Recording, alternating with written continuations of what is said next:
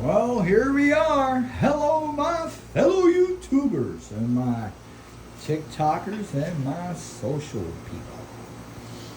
This is crazy because we're back here the next day. It's still stuck. I did close loop this coil with this LED and the ground underneath here. This coil is closed loop as well. The two starts of the coil is together and the ends here are together. So that's closed loop. And I'm curious if I disconnect this, if the loop has anything to do on this side with it falling. So this has been stuck here since yesterday about, I don't know, about 7 o'clock. It's Eastern Time, USA. It is 1 o'clock Eastern Time today, and today is Tuesday, January 2nd. Yesterday was January 1st. So this is on here because I touched a 12-volt battery and magnetically connected, and the molecules in it lined up and it's stuck. I'm going to disconnect this and see if it empties out for us. Nope. Okay. No falling there. So Ed seems to claim perpetual. I seem to think monocular. I don't know if Ed had much education on the different metals, but I highly doubt it. The one part of his electromagnetic currents book, he does say about an enterprising young man that would study the metals of the earth. So that to me suggests that he knew something, but not the fact that the monocules inside the iron are lined up magnetically. But if you think about that, Edley Scowen in magnetic current also starts off the beginning of the book. The beginning of the book sort of says what I just said. That lined up. So let's see what he says. I'll read it verbatim. In the beginning of magnetic current. And here is the beautiful guy.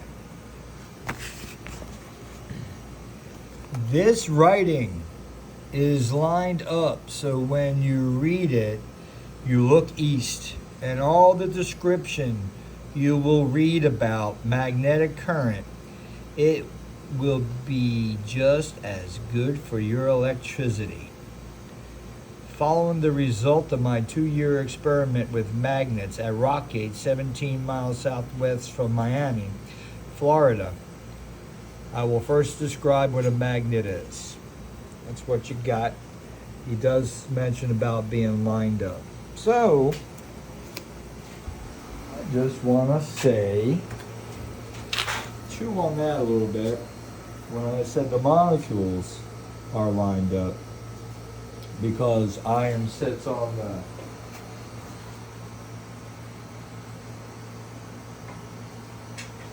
periodic table is number 26, so that means there's 26 electrons and 26 protons and 26 neutrons that are sitting there lined up in a lattice formation.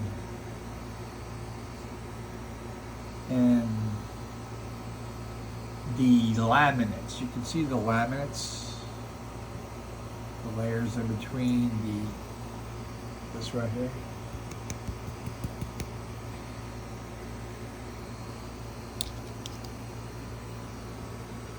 Just put a little weight on it.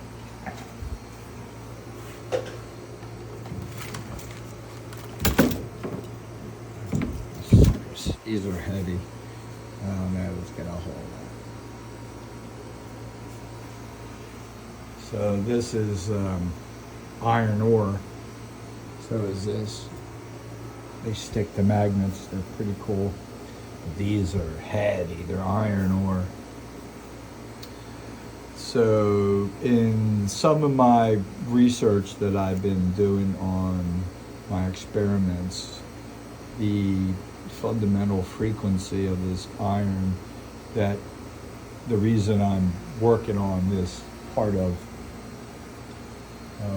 Ed's wheel is because the vibrating iron in this rock,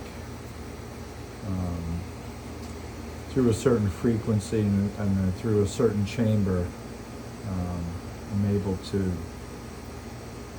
let's just say, have an open dialogue with it. So I will now bring it into form with the melted iron here that's been melted and purified and taken out of this rock at some point.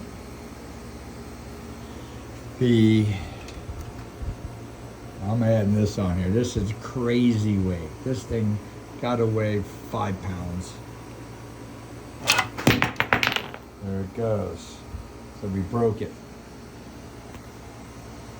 But you can see they're pretty resilient. The other thing I want to show you is important to the midst of frequencies. That's why we're going to vibrate this iron at 1.3 megahertz. This is iron as well, but it's quartz crystal. So the fact that the quartz crystal allowed me to have the connection to vibrate the iron ore and to figure out what frequency range I need to be in it for it to start doing things, whether I'm melting it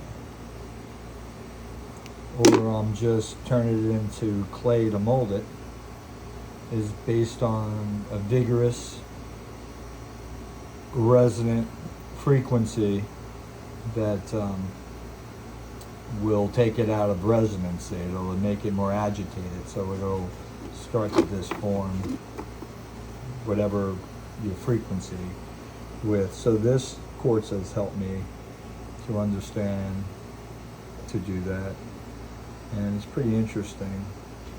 You can see there's a lot of iron still attached to here, and quartz is showing up on everything, all kinds of all the elements. So you must wonder why it doesn't mention anything about crystals.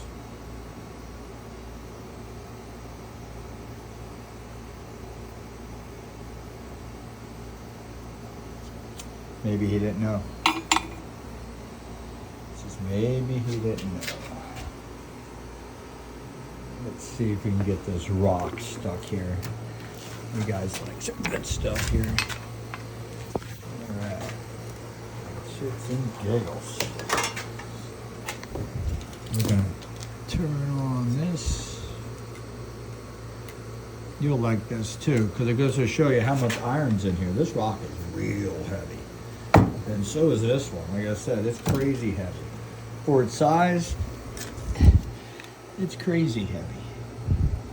So we're going to put 12 volts into these two coils. And what we're going to do is stick the rock to it. 12 volt battery.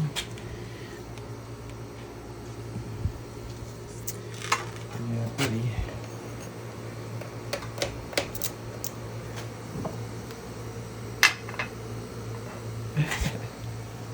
So there's your rock. Alright. Let's see where this one's poles are. And there's your rock there. So, if you're curious about Eds Claim lifting rock, It's more about resonant frequency and knowing how to vibrate and talk, in a sense, to the materials.